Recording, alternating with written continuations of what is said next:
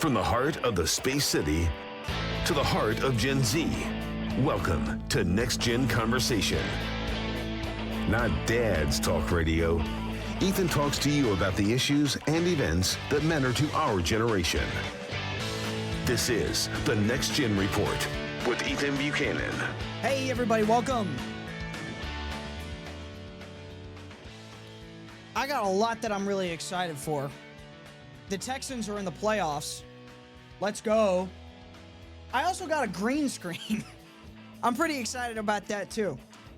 I'm investing a lot in the production value for the show. It's been something that I've wanted to do for a while.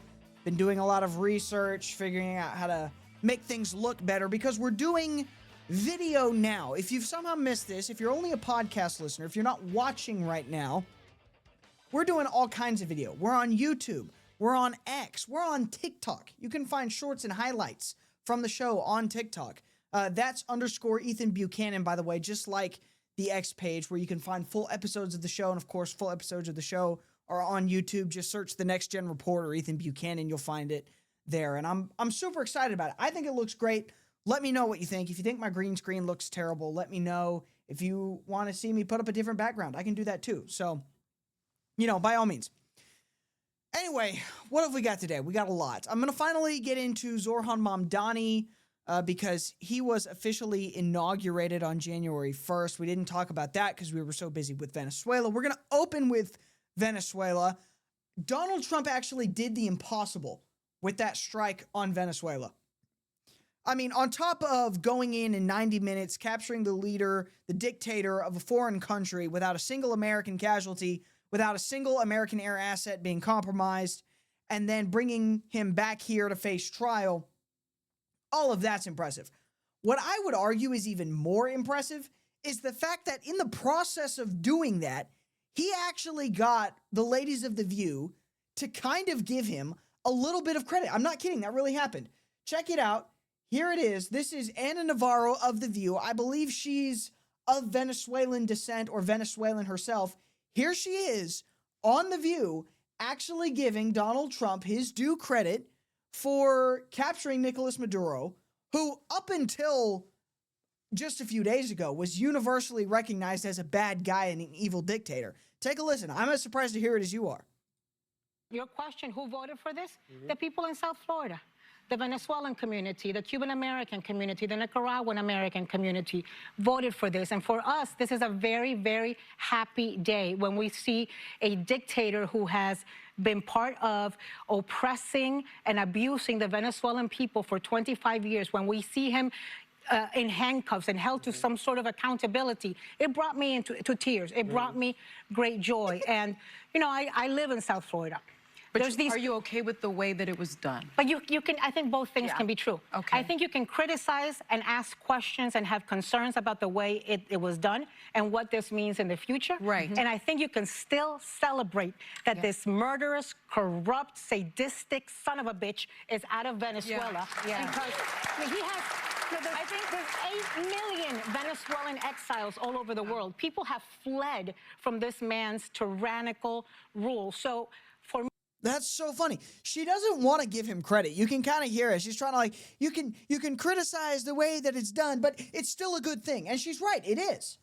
Credit for her to even having the cojones to say that out loud, because most leftists haven't even been able to acknowledge that.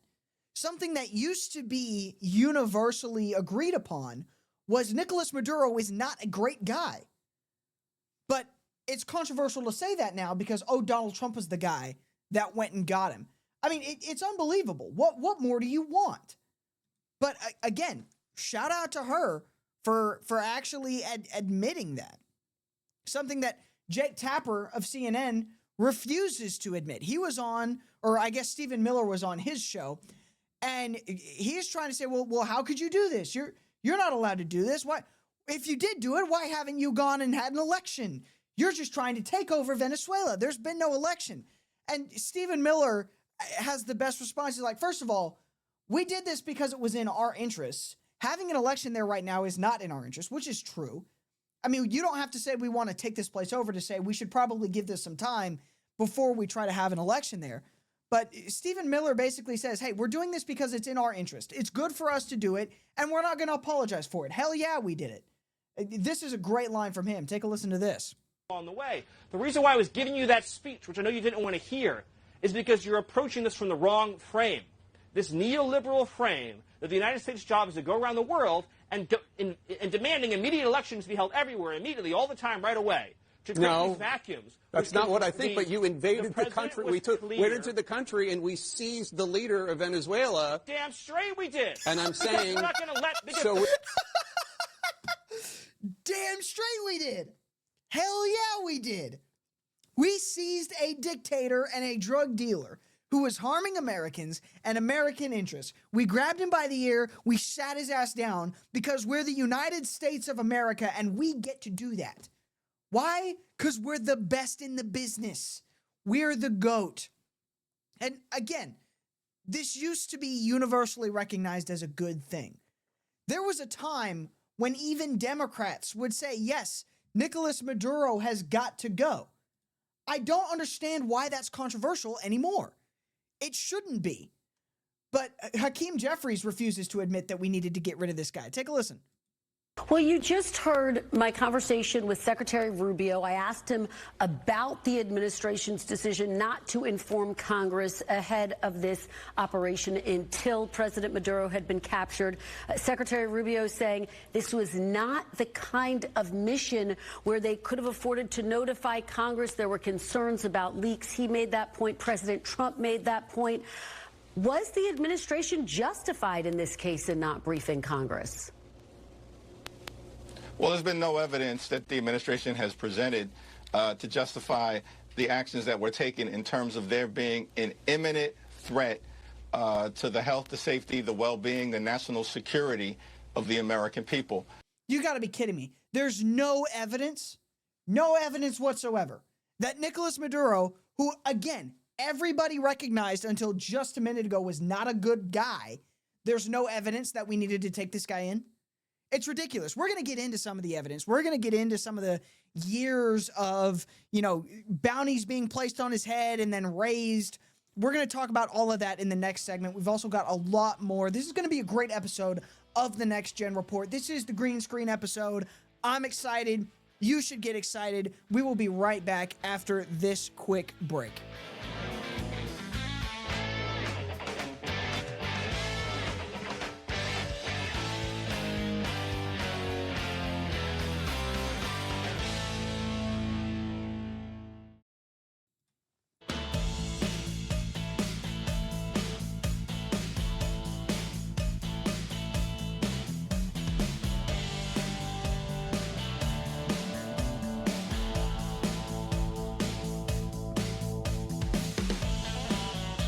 All right, let's keep getting into this.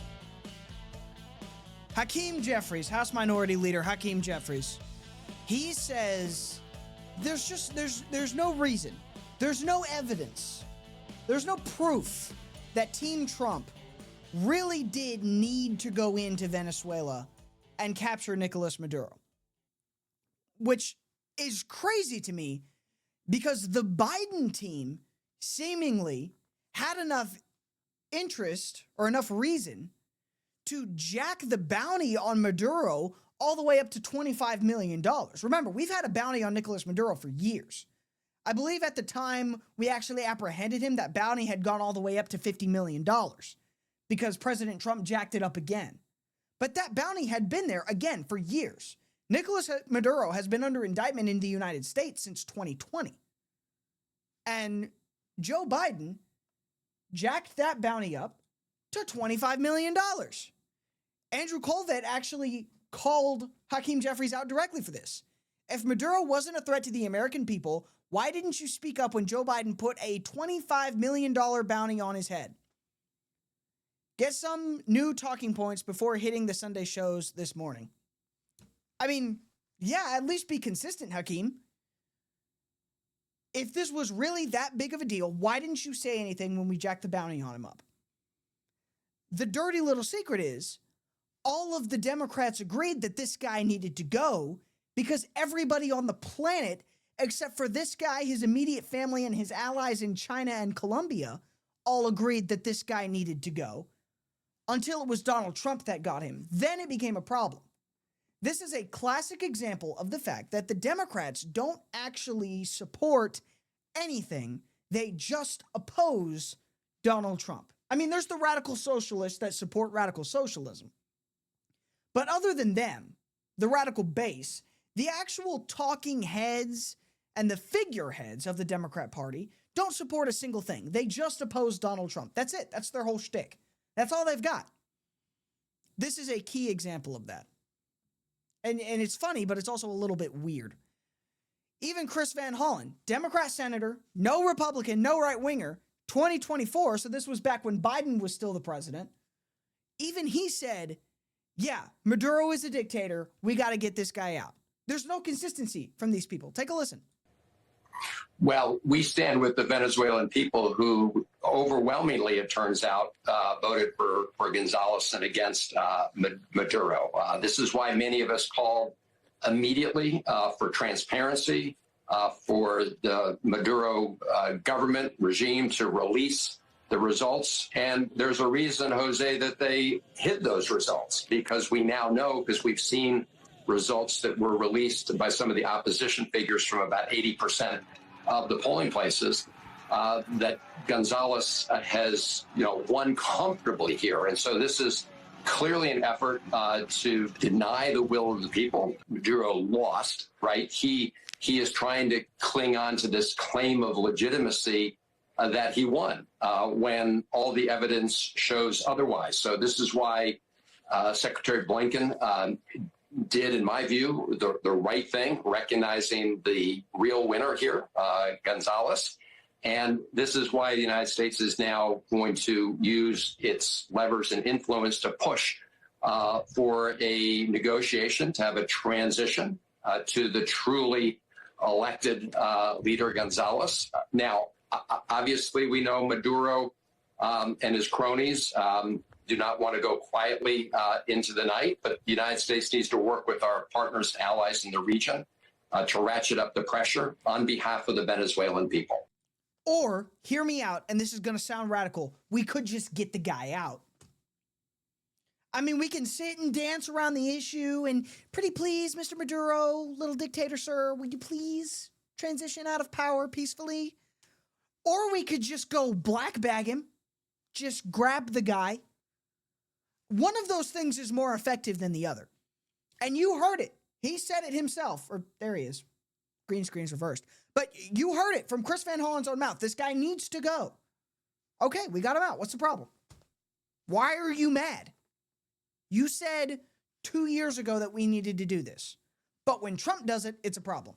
Again, these people have no ideological consistency. It's just oppose Trump. That's the shtick. That's the whole thing. And now when Trump does the thing that literally everybody says we needed to do, literally everybody, it's a problem. And the mainstream media, including CBS's Face the Nation, starts hitting the administration with every single thing in the book. The line from CBS, I am not kidding, was, well, why didn't you grab all these other people that were wanted in Venezuela? Why'd you only grab Maduro? I'm not kidding. They asked Marco Rubio this question on CBS's Face the Nation. He had a great response, by the way. Marco has been on fire, clapping back at this ridiculous question. Why didn't you grab all these other people in Venezuela? Because it was a sting operation, you fool. Still in place. The defense minister, who has deep ties to Russia, $15 million price on his head, he is still in place. I'm confused. Are they still wanted by the United States? Why didn't you arrest them if you are taking out the narco-terrorist regime? You're confused? I don't know why that's confusing to you. They're still in power. It's very simple. You're not going to go in and wrap up. But you can't go. You're going to go in and suck up 5 people. They're already complaining about this one operation. Imagine the howls we would have from everybody else if we actually had to go and stay there 4 days to capture 4 other people. We got the top priority. The number one person on the list was the guy who claimed to be the president of the country that he was not. and he was arrested along with his wife, who was also indicted. And that was a pretty sophisticated and frankly complicated operation. It was. It is not easy to land helicopters in the middle of the largest military base in the country. The guy lived on a military base. Land within 3 minutes, kick down his door, grab him, put him in handcuffs, read him his rights, put him in a helicopter, and leave the country without losing any American or any American assets. That's not an easy mission. And you're asking me, why didn't we do that in 5 other places at the same time? It's a ridiculous question.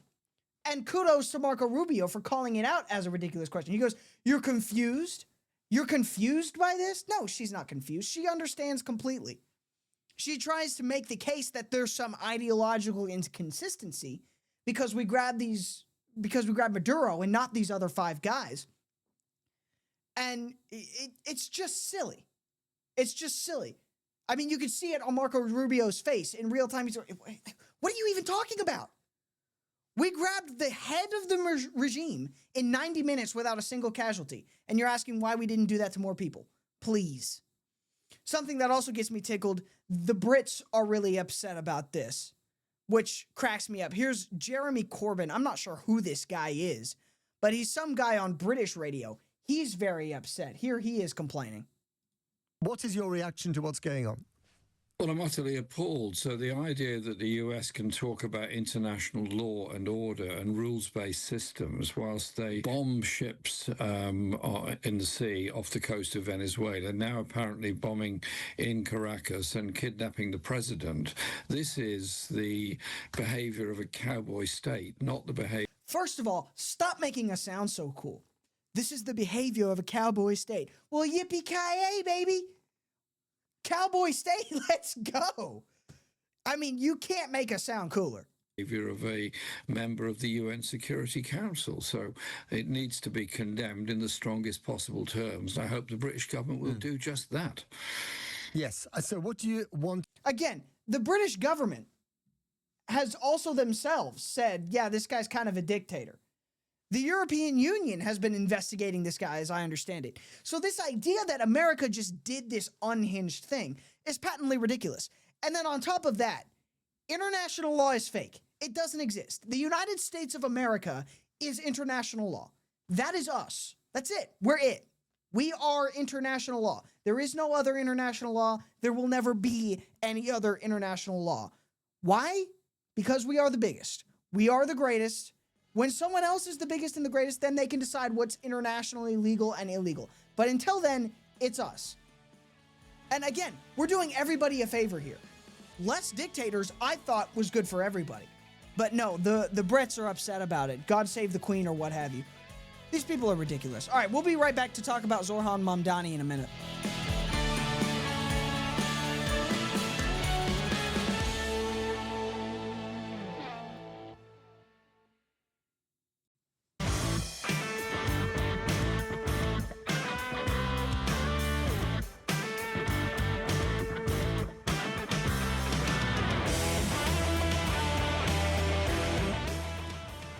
All right, before we get into Zoran Mamdani, I want to play another clip from Marco Rubio, because, again, he's been on a legendary run. Marco Rubio and Stephen Miller are doing the Lord's work right now for this administration.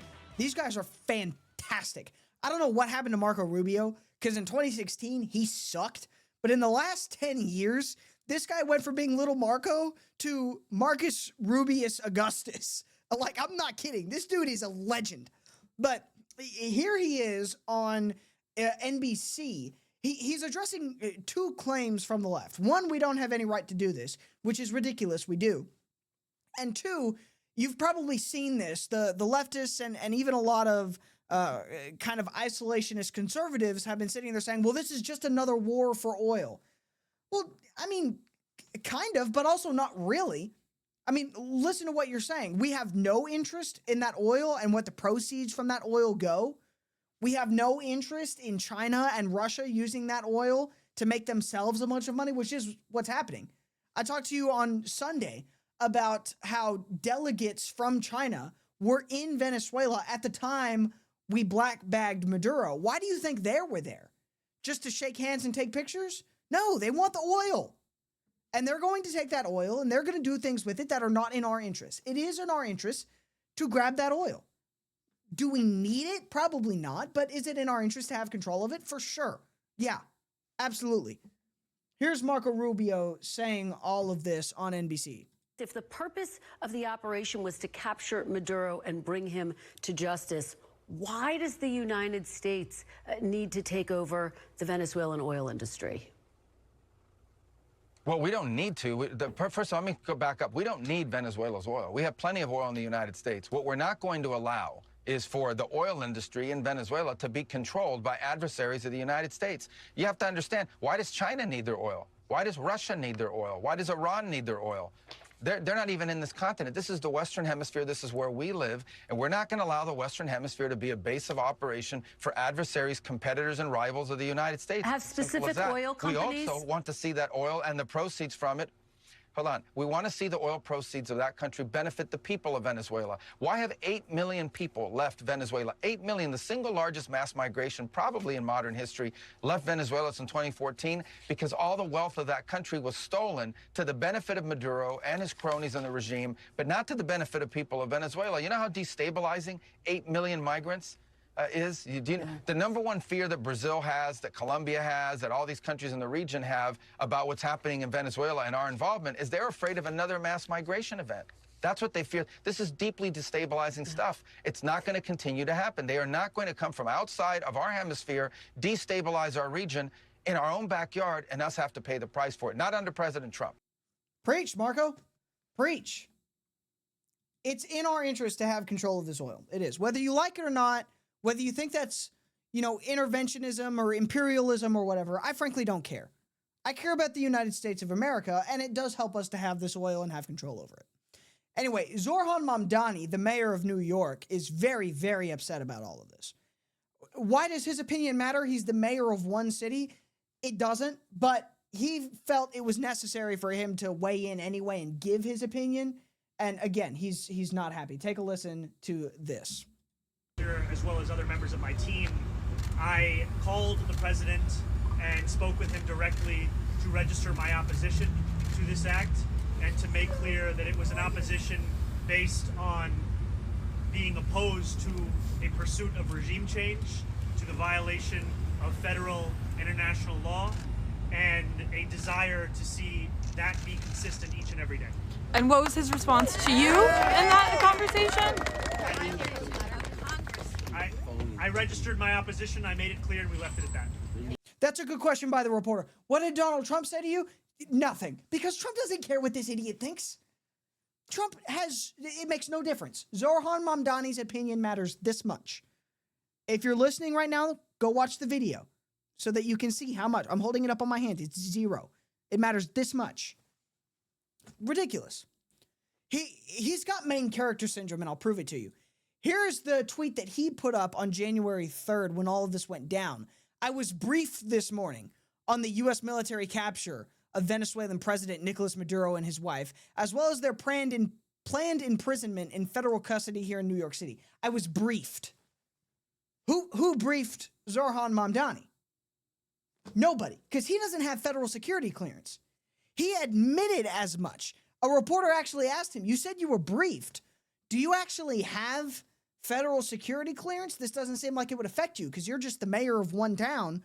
Do you actually have federal security clearance? Here he is having to answer no to that question.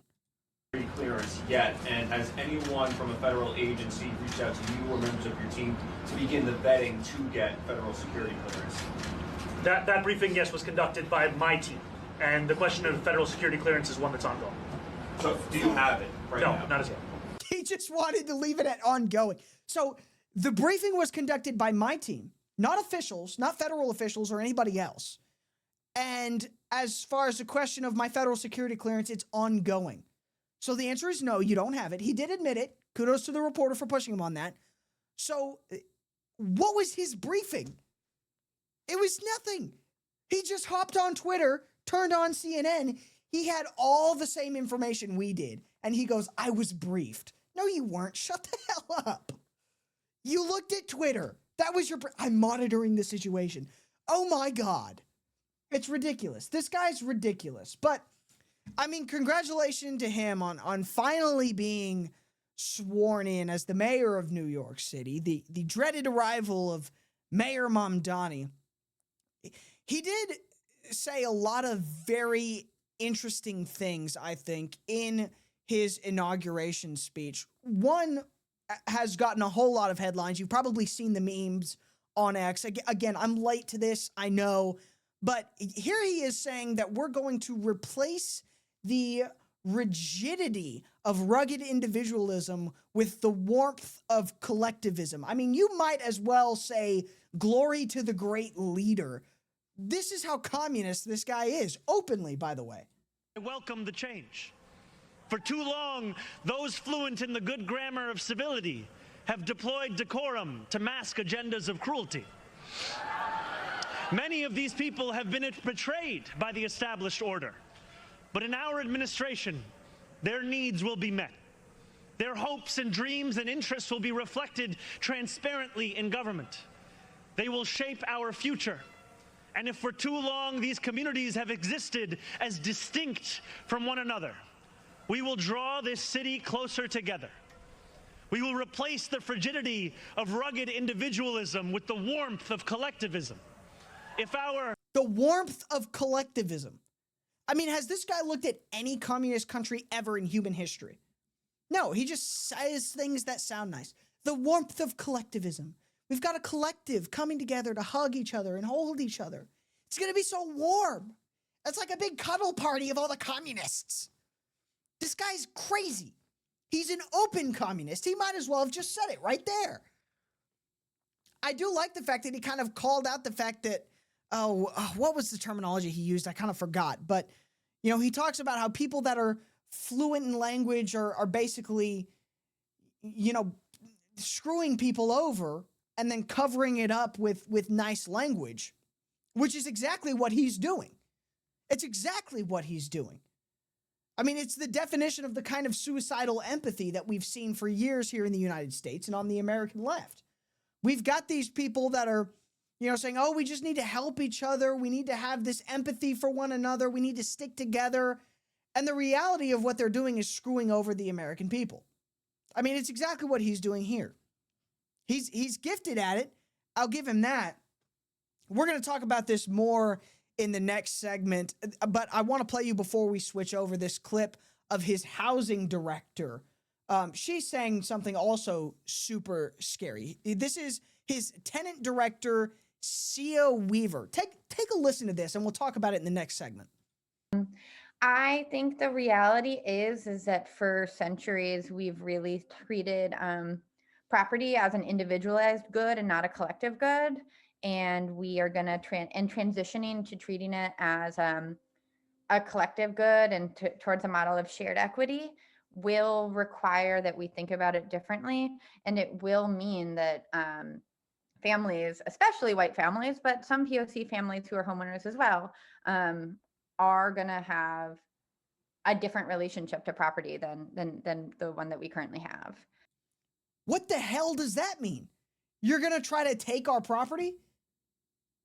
You're going to try to what? Like repossess houses by the state just for kicks and giggles?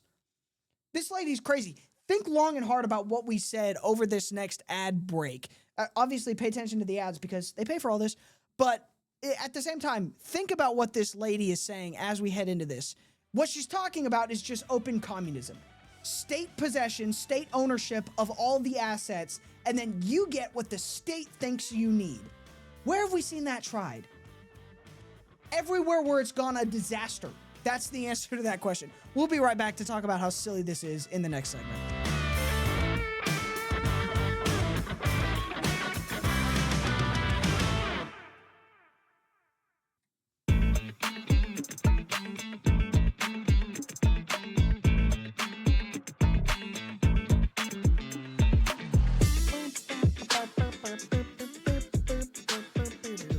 All right, we're going to stay on Mamdani for a minute, and then we're going to jump over to Tim Walz because he dropped out. That's big news. He's not running for governor of Minnesota again. But on Mamdani, because that guy right there is a problem. He had a whole lot to say about responsible stewardship If your landlord doesn't responsibly steward your home, because remember, we talked about all the, socializing and communism that he's wanting to bring to the housing industry in New York. Here's what he has to say about, if you don't take care of the apartments that you're leasing, I guess the state's just going to go take it, or the city of New York is just going to take it, which is crazy. Take a listen to this. We will not compromise on housing quality. If your landlord does not responsibly steward your home, city government will step in. What does that mean? Are you going to fine them? Okay, that's one thing, but I don't think he means fine them, especially not given what his housing tenant lady said just a minute ago, where we're going to have to start looking at this as a collective good, not an individual resource. It sounds like what he's saying is we're going to take your house. If you're renting it out and somebody complains about you too much, I guess. We will make sure that 311 violations are resolved, and we will hold slumlords to account for hazardous and dangerous threats to your well-being. Now, what is he talking about exactly? And that's a good question. He used the term slumlords. What is a slumlord? What does he consider to be a slumlord? Well, let's hear it from his own words. Here he is touring one of these slumlord apartments. This is a communist page on X, by the way. Pamphlets. Breaking. Mayor Mamdani inspects capitalist slums of New York City on first day. I have to imagine that this is a foreign-run bot account. Actually, you know what? I just realized I can check it right here in front of all of you. Let's see. Account based in Mexico. What do you know? Thank you, X, for that feature. But anyway, here is Mamdani complaining about these poor conditions in this apartment. Take a listen. When did this happen? I can't remember exactly the date.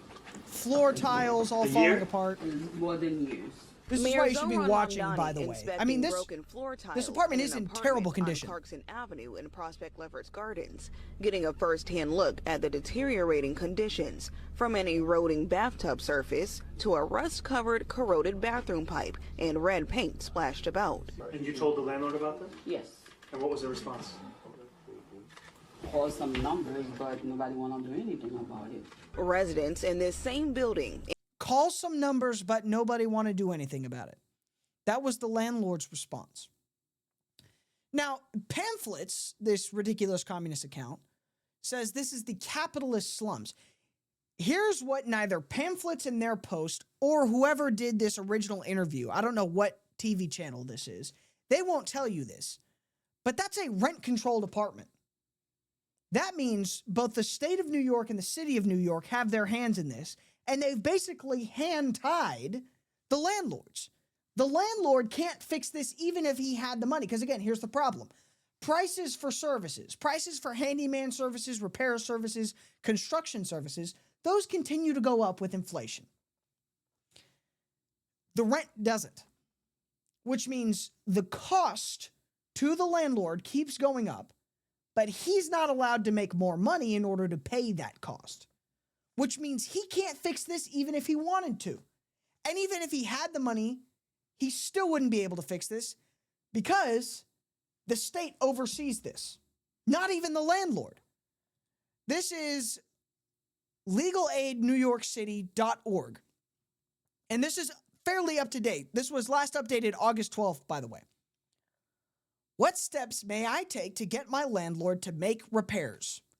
Always contact the landlord or any of its employees.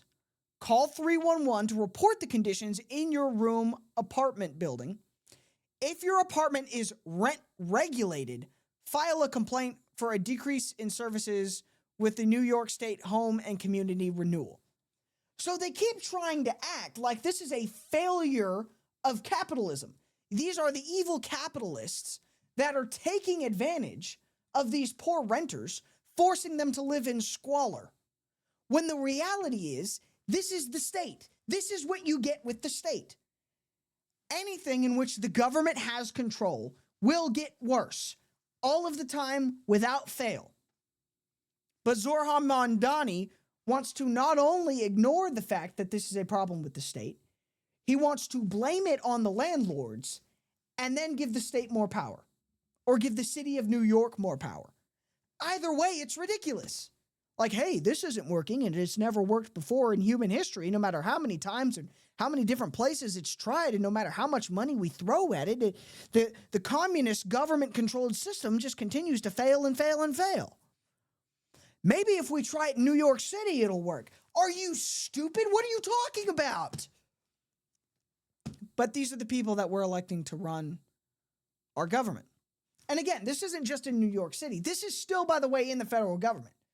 Not to put any of this on Donald Trump, but the deep state is real, and it's out there, and it's even involved in the 250th America celebration.